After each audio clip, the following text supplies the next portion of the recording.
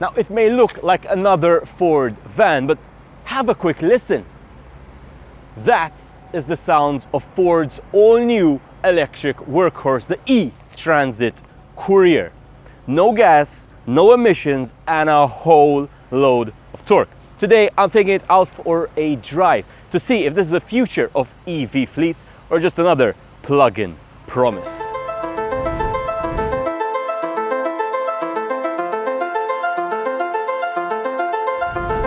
The Ford Transit Courier, available in 3 powertrain options. Of course, the classical petrol and diesel option, or the all-new, the one I am driving today, the electric version.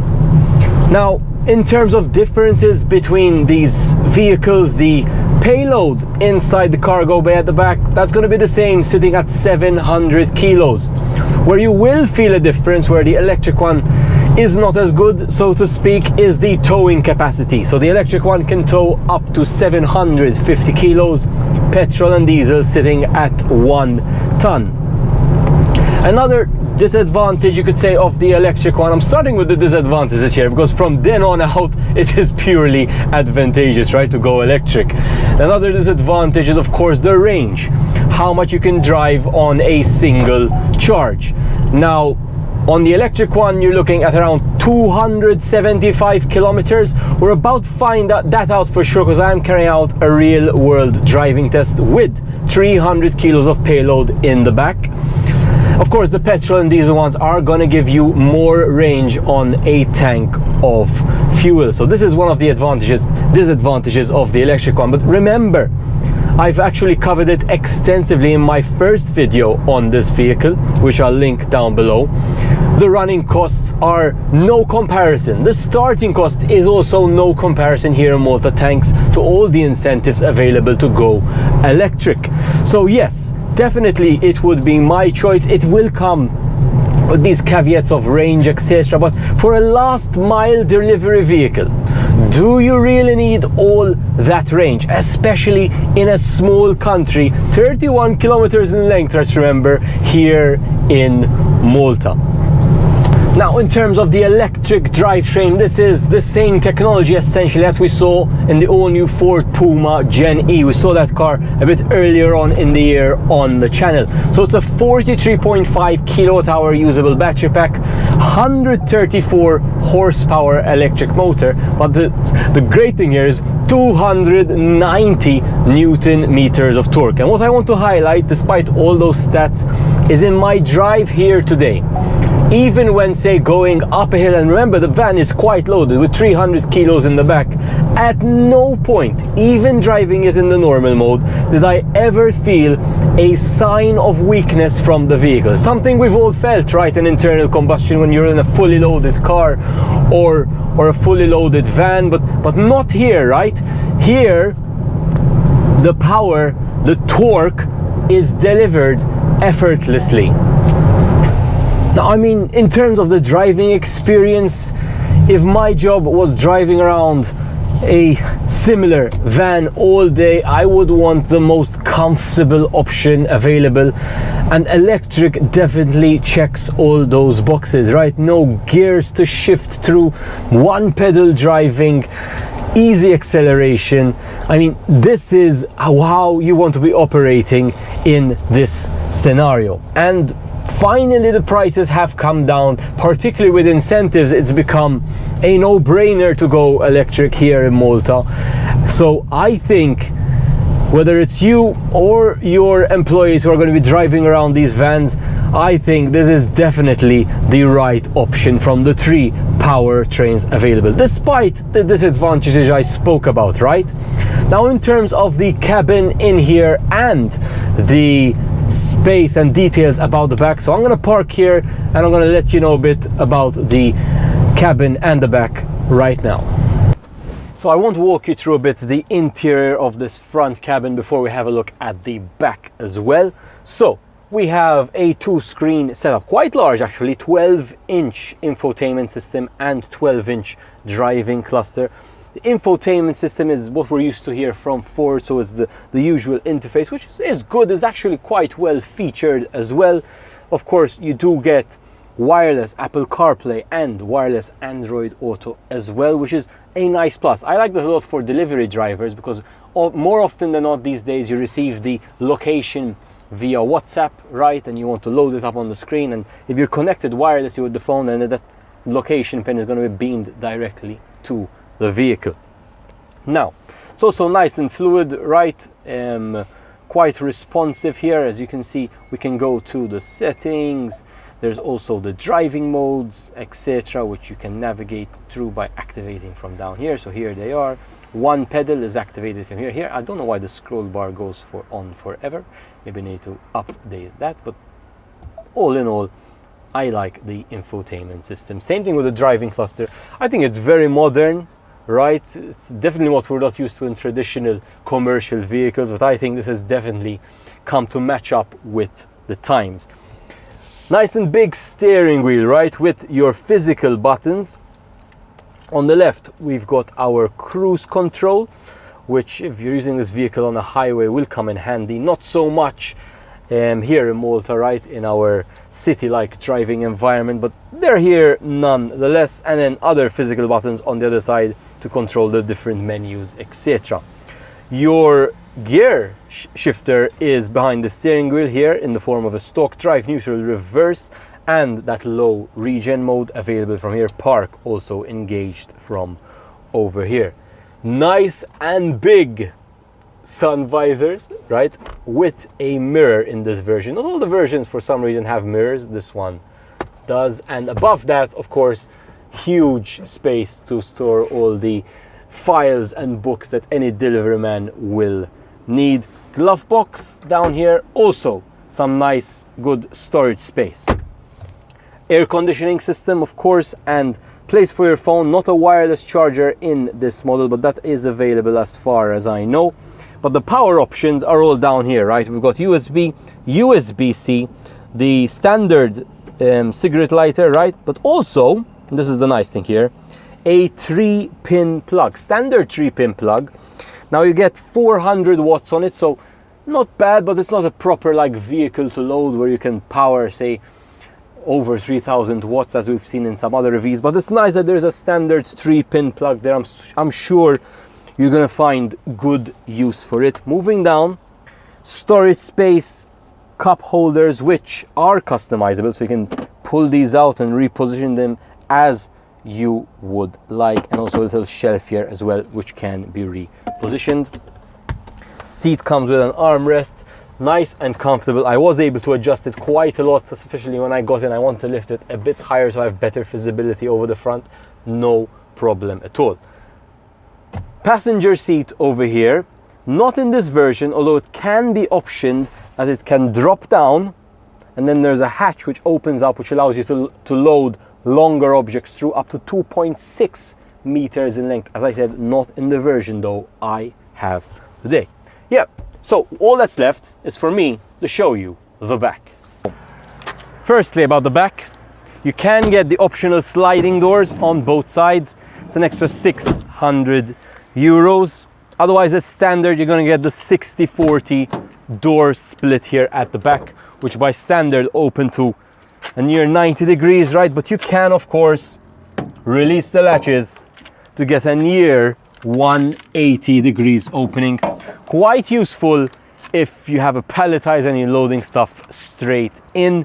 2.9 cubic meters of space. Dimensions are good enough for 2 euro pallets.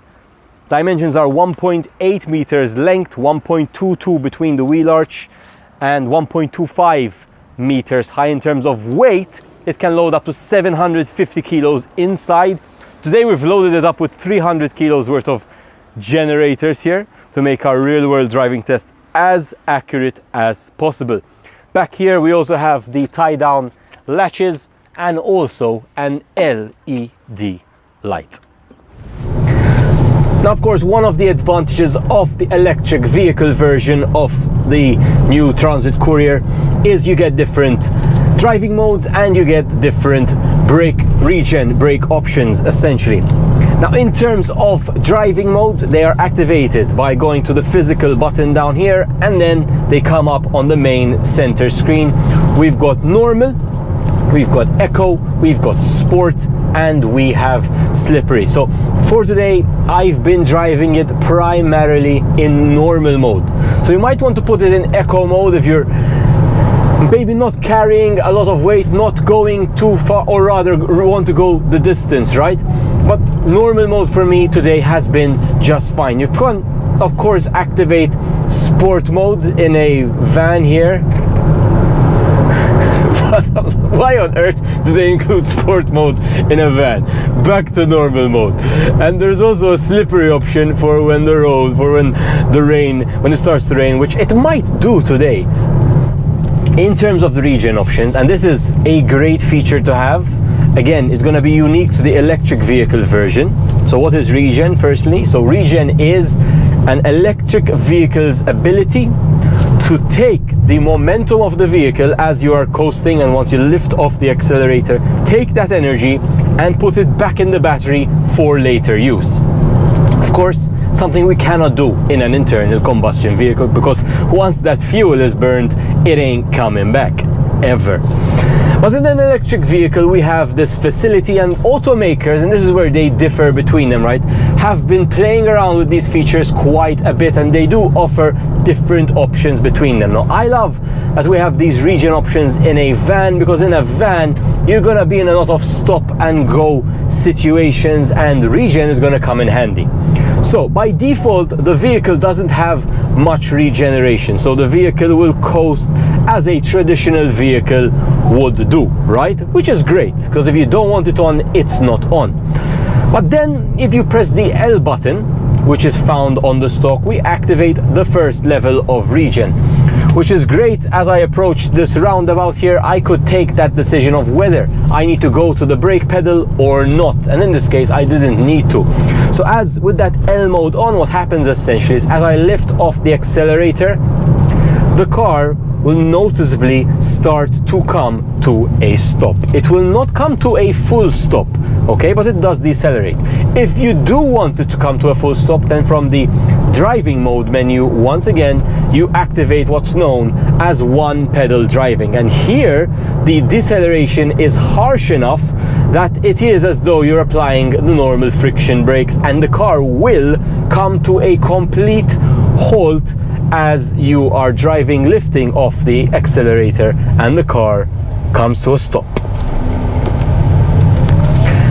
I think delivery drivers are going to like one pedal lot. I've turned it off now because in flowing conditions, so not stop and go traffic, it's actually a nuisance, right? Because you want the car to coast essentially when you have open road ahead of you. But in the dense city streets, in traffic, this is a game changer, right? And for the older vans still running with a manual gearbox and a clutch, this is the future, guys. One pedal driving. So I want to walk you through a bit the methodology behind my range test today. So it's similar to what I usually do on the channel, in the fact that I am driving this car here out on the real world. So check how close it comes to its WLTP range, right? Of course, WLTP range is done in a lab. So once you get the vehicles out on the real world roads, that range figure might differ slightly. Now here in Malta, to be fair, we have ideal conditions. So we're usually very close, sometimes even exceeding the WLTP range figure. But with a commercial vehicle like this one, things can be a bit different. So what I've done is I want to test this vehicle with a load. So I have 300 kilos in the compartment at the back. I'm doing my usual 50-kilometer route.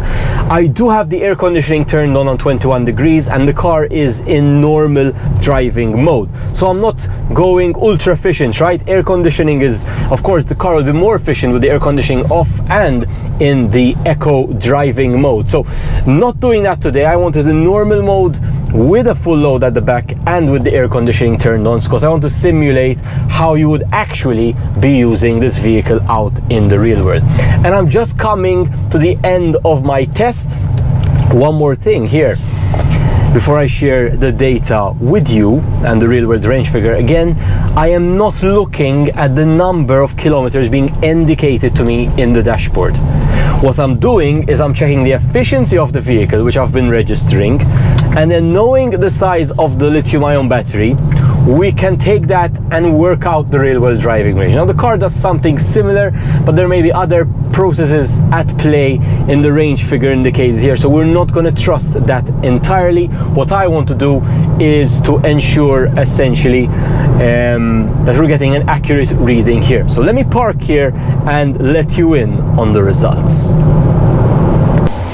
So I've just completed the 50-kilometer journey, and I have an efficiency of 12 kilowatt hours per 100 kilometers. Now we don't see the decimal point here, but we are getting the rounded figure, 12 kilowatt hours per 100 kilometers, which is very impressive. It's actually the same number I got when we tried out the Ford Puma, which, as I said, has the same underpinnings as this vehicle. So this is despite having 300 kilos loaded up in the back. Now, another thing I want to mention about my test here today is the temperature, 32 degrees Celsius, so quite hot. In fact, the Ford app here shows you how the energy was used today. So 63% was used for the actual driving, 12% was used for the air conditioning, 13% was because of the hot weather. So we lost around 13% of range. You nearly always do this, you lose a bit because of the ambient temperature, right?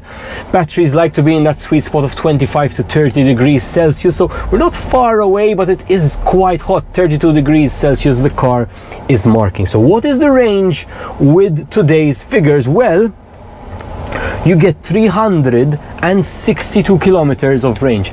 That exceeds the WLTP rating of the vehicle, even on test energy low, which is when it's the most efficient. So essentially, you can see, even with the car, with the van loaded, 360 kilometers of range on a single charge in today's conditions. Quite impressive.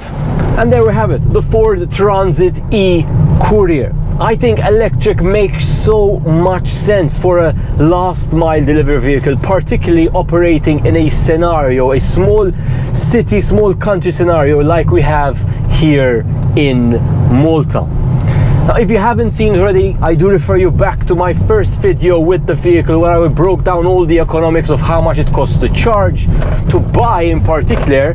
To buy, what's the headline here is that utilizing all the incentives available at the moment, you can actually walk away and buy a new Ford E-Courier Transit, right, for less than half the price at the showroom. To see my full workings of how you get there, make sure you check out the other video. But until next time, guys, I'm Luke, and I hope I've convinced you that the future is electric.